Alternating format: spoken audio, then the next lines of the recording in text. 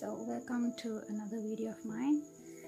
Ada video එකේදී ඔයාලට මම කියලා දෙන්න හදන්නේ jewelries හදනකොට resin jewelries හදනකොට ඔයාලට අනිවාර්යයෙන්ම ළඟ තියෙන්න ඕනේ දේවල් මොනවාද කියන එක. මේ පාර්ට් එකේ වුණාන් පස්සේ ඔයාලට මම තව පොඩි කොටසක් කරන්නම් මේ අවශ්‍ය දේවල් කොහෙන්ද හොයාගන්නේ කියන එක. ඒ වගේම තමයි හොඳ sellers-ලා මම කලින් explain කරා. නමුත් මේකෙදි ඊට වඩා in detail ගිහිල්ලා ඔයාලට කියලා දෙන්නම්. ඊළඟට jewelry box එකක් ගත්තම සමහර වෙලාවට ගොඩක් වෙලාවට අපිට අනවශ්‍ය දේවල් තියෙන්න පුළුවන්. jewelry box එක කියන්නේ jewelry kit එකක්. එතකොට ඒ වගේ අනවශ්‍ය දේවල් වලට ඔයාලටින් සල්ලි වේදන් වෙන්නේ නැති වෙන්න මම මේවා එකකින් කියලා දෙන්නම්. සාමාන්‍යයෙන් ඒවා කොයි වගේ jewelry වලටද පාවිච්චි කරන්නේ. එතකොට ඔයාලට idea එකක් තියෙනවා ඔයාලා හදන්න කැමති jewelry types වලට කොයි වගේ දේවල්ද ඕන වෙන්නේ කියන එක. මම මුලින්ම පටන් ගන්නම්. එතන මේවට අපි කියනවා jump rings කියලා. jump rings. ඔයාලට description එකේ බලා ගන්න පුළුවන්. මම මේ ටික ඔක්කොම list එකක් දාලා තියෙනවා සාමාන්‍යයෙන් names නම් ටික. ඊළඟට මම ඒකෙම add කරලා තියෙනවා. ඔයාලට මේවා කොහෙන්ද හොයාගන්න පුළුවන්. මම සාමාන්‍යයෙන් මේවා කලින් ගත්ත හොඳ sellers-ලා කීප දෙනෙක්ගේ links එකක් දාලා තිනවා. ඔයාලට ඒවට ගිහලා බලන්න පුළුවන්. jump rings වල sizes කීපයක් තියෙනවා. මේකෙන් අපිට ගොඩක් වෙලාවට මට මේකේ sizes exactly මතක නෑ. නමුත් මෙන්න මේ size එක, ඊළඟට මේක, ඊළඟට මෙන්න මේක. ඒවා සාමාන්‍යයෙන් අපිට ඕන වෙනවා keychains හදන්න. ඊළඟට jewelries ගත්තම earrings වලට. silver එක ගන්නවට වඩා සාමාන්‍යයෙන් gold එක ගන්න එක හොඳයි. මොකද ගොඩක් අය jewelries ගන්නකොට gold ඒවට තමයි කැමති. එතකොට ඔයාලා ඒවා purchase කරනකොට gold එක වැඩියෙන් අරගෙන silver එක අඩුවෙන් ගන්න. හරි. මම මෙතන ලොකු kit එකට යන්නම්. මේක ඔයාලට jewelry kit එහෙම නැත්නම් සාමාන්‍යයෙන් එහෙම ගහුවම එනවා. type කරාම එනවා. මේකේ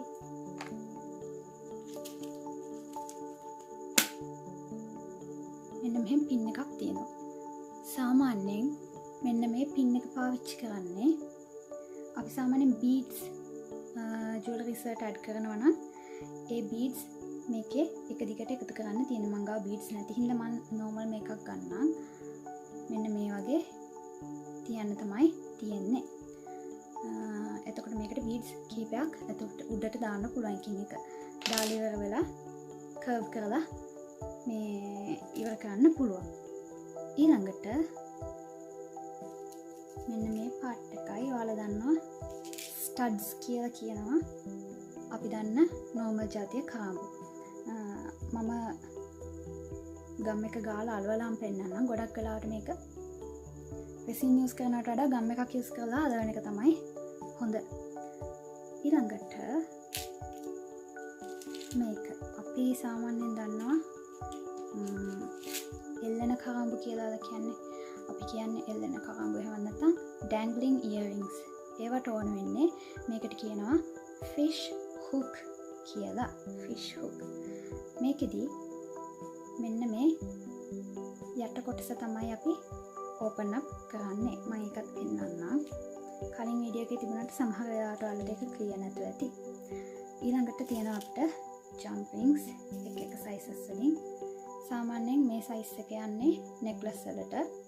මේ size එක එනකොට ඔයාලට ඕනනම් earrings වලට ගන්න පුළුවන්, pendants වලට ගන්න පුළුවන්. pendants වලට හැබැයි සමහර වෙලාවට pendant එකේ මහත අණුව අපිට සාමාන්‍යයෙන් ලොකු ඒවා අවශ්‍ය වෙන්නේ ඉඩ තියෙනවා.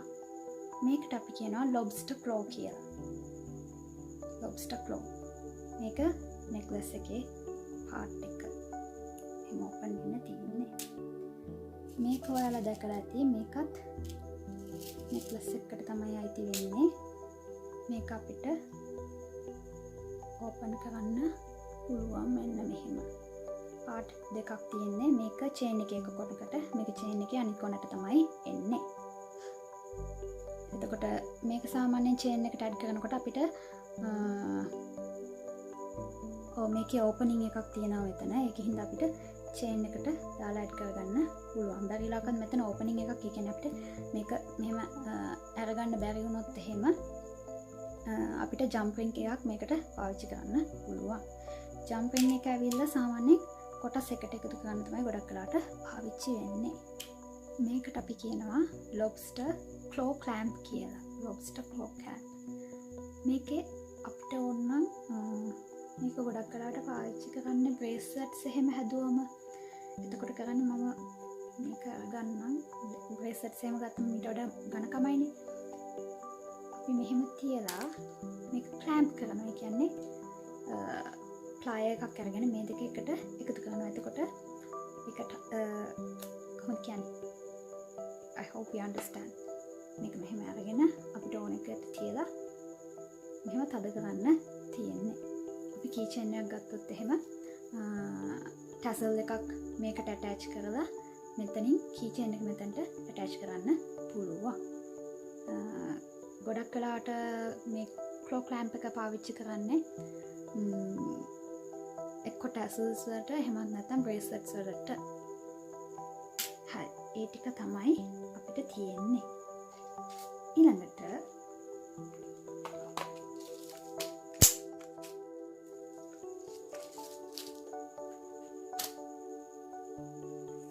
ඔයාලා දැකලා ඇති මෙන්න මේ වගේ. මේවා ඇවිල්ලා inclusions. ඔයාලට සාමාන්‍යයෙන් හොයන්න පුළුවන් gold shapes, එහෙම නැත්නම් gold inclusions, gold අපි මේක ගත්තොත් එහෙම මේක ඇතුලේ තියෙනවා triangle inclusion අන්න ඒ වගේ ගත්තොත් එහෙම ඔයාලට ඕන තරම් හොයාගන්න පුළුවන්. සෙට්ස් තියෙනවා. සමහරව තවත් වෙලාවට ඒවා පාවිච්චි කරන්න මොනවද මේ nail arts වලට. ගොඩක් වෙලාවට nail arts වලටයි resin වලටයි පාවිච්චි කරන inclusions ගොඩක් වෙලාවට එකම දේවල් තමයි පාවිච්චි වෙන්නේ. ඊළඟට මේකට අපි කියනවා bezel කියලා. මේ bezel එකත් ලස්සන pendant එකක් විදිහට පාවිච්චි කරන්න පුළුවන්. මේක අපි හදන්නේ හැබැයි ගොඩක් වෙලාවට UV resin එක තමයි මේකට පාවිච්චි කරන්නේ. මේකට තව ඕන වෙනවා. මේකට කියනවා අපි open bezel tape. එහෙම නැත්නම් open bezel tape කියලා. මේකෙදි වෙන්නේ අපි මේ bezel pendant එක අරගෙන මේක උඩ තියලා හොඳට අලව ගන්නවා. අලවගෙන ඉවර වෙලා UV resin එක දාලා add කරලා inclusions දාලා ඉවර වෙලා UV light lamp එකට අල්ලලා ඉවර වෙලා ඒක කියෝ කරගන්නවා. එතකොට මේක සාමාන්‍යයෙන් පාවිච්චි කරනවා නම් අපිට drilling kit එකක් ඕන වෙනවා.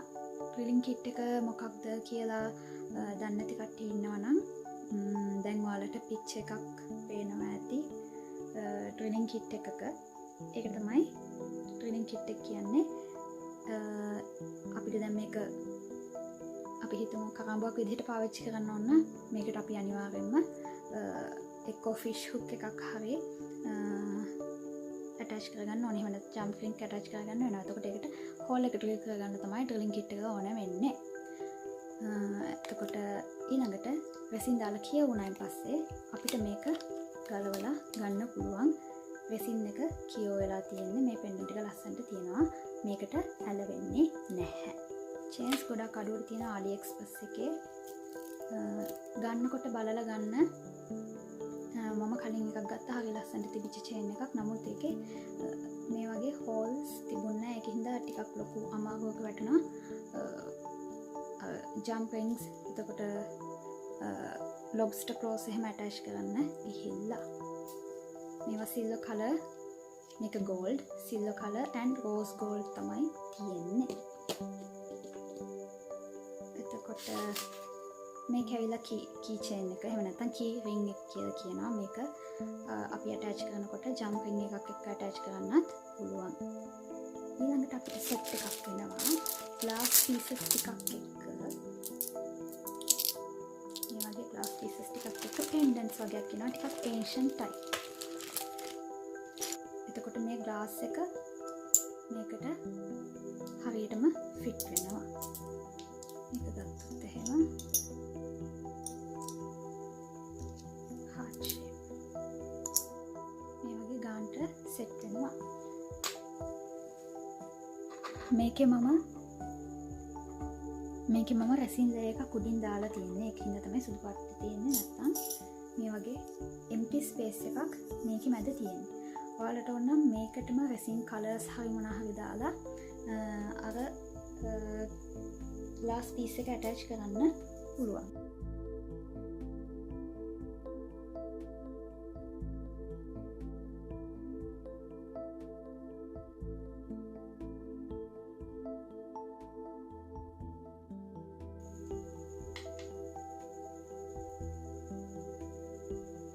තව ඔයාලට ගන්න පුළුවන් නම් හොඳයි tweezer pair එකක්. tweezers කියලා ගත්තම අපි අර කටු අයින් කරන පාවිච්චි කරන tweezer එක නෙවෙයි, මේක වෙනස්. ඔයාලට ෆොටෝ එකේ පේනවා ඇති. ඒ tweezer pair එකක් ගත්තා නම් ඔයාලට තවත් දේසි. මට දැන් මෙතනට ගේන්න අමතක වෙච්ච හින්දා මම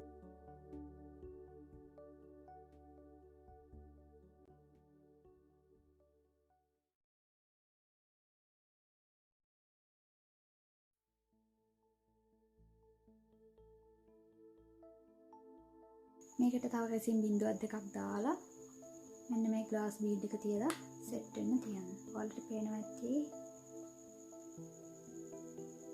ගොඩක් වෙලාවට flower inclusions, dried flowers එහෙම දැම්මම හරිම ලස්සනයි මේක. ඒ එක ජුවලරි හදන ක්‍රමයක්. කලින් ඇතුළට මේ කිට් එක ඇත්තටම සාමාන්‍ය ජුවලරි හදන අයට ගොඩක් යූස්ෆුල්. ඒකේ ගොඩක් ෂේප්ස් තියෙනවා, ඊළඟට ග්ලිටර් වර්ග තියෙනවා, කලර්ස් තියෙනවා.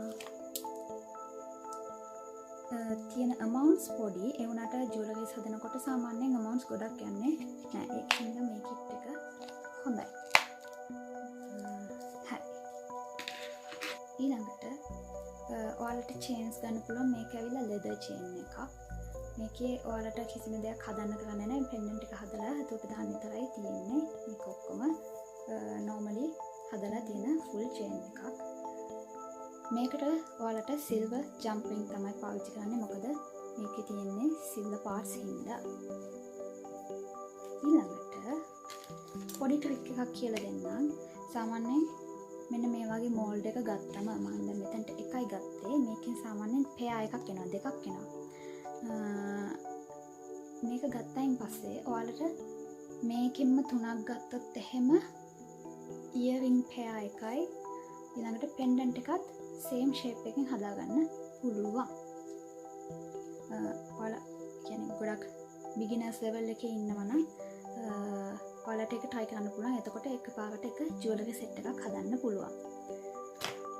අන්තිම කොටස විදිහට ඔයාලට පෙන්නන්නම් කොහොමද ස්ටඩ් ඉයරින්ග්ස් දෙකක් හදාගන්නේ කියලා. මේ ඇවිල්ලා මම කලින් හදාගත්ත මෝල්ඩ් එකක්.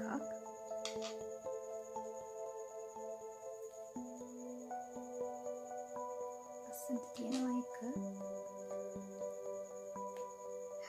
එතකොට අපිට මේක පෙන්ඩන්ට් එක ඊළඟට මේ දෙක ඉයරින් සෙට් එක විදිහට ගන්න පුළුවන්. මම කිව්වා ඩ්‍රිලින් කිට් එකක් ඕන වෙනවා කියලා. ඩ්‍රිලින් කිට් එක ඕන වෙන්නේ මෙන්න මේ වගේ ඒවා. දැන් ඔයාලට පේනවාද මේ වගේ මෝල්ඩ්ස් වල කී චේන් එක එහෙම නැත්නම් ජම්ප් රින් එක ඇටච් කරන්න හෝල් එකක් නැහැ. එතකොට අපිට ඩ්‍රිලින් කිට් එකක් ඕන වෙනවා. එහෙමත් නැත්නම් අපිට තව එක දෙයක් පුළුවන්. මෙන්න මෙහෙම. ඒකත් try කරලා බලමු. අපිට ගම් වර්ග දෙකක් තියෙනවා. මේක ඇවිල්ලා B6000 ගම් එක. ඊළඟට මේක තියෙනවා මල්ටි බොන්ඩ් එක. මේක සාමාන්‍යයෙන් ටිකක් ලා කහ පාටට හොක් පාටක් තියෙනවා. මේකේ කලර් එකක් නැහැ. අපි try කරලා බලමු ගම් ಜಾති දෙකම ඇඩ් කරලා කොයිකද මුලින්ම dry වෙන්නේ කියලා. මට මතක විදිහට මේක ඉක්මනට dry වෙනවා මේකට වඩා. මේකට අපිට ඕනේ වෙනවා ස්ටඩ්ස් දෙකක්.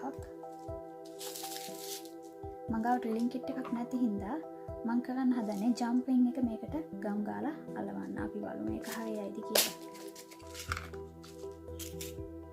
මේකට ටිකක් ලොකු ජම්පින් එකක් ඕන වෙනවා. රබර් පීස් දෙකක්, ඊළඟට ස්ටඩ්ස් දෙකක්.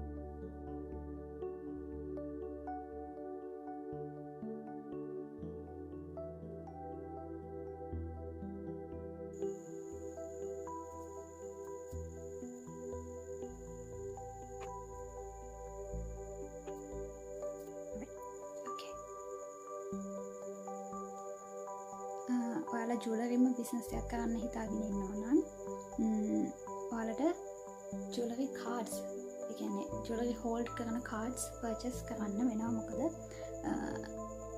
පළවෙනි දේ තමයි අපි අපේ ප්‍රොෆිට් එක හොයනවා වගේම අපි මතක තියාගන්න ඕනේ අපි ක්ලයන්ට් කෙනෙක්ගෙන් සල්ලි අරගෙන තමයි එයාලට යමක් හදලා දෙන්නේ. එතකොට දැන් මෝල්ඩ් වලට දානකොට එහෙම වුණත් මෝල්ඩට දානකොට හෙමුණත්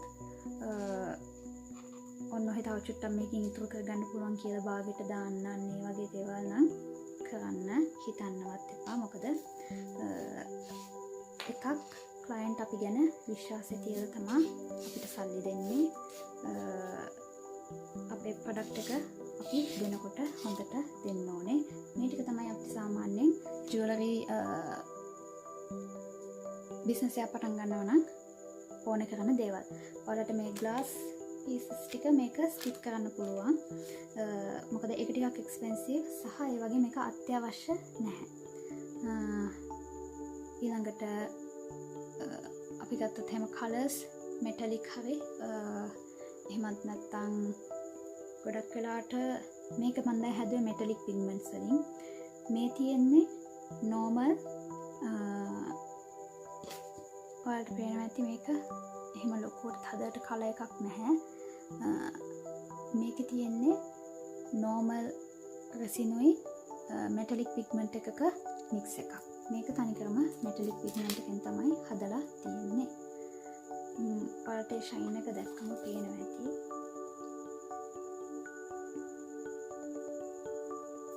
ඊළඟට අපි යමු ඔයාලට මේවා පර්චේස් කරගන්න පුළුවන් කොහෙන්ද කියලා හොයලා බලන්න.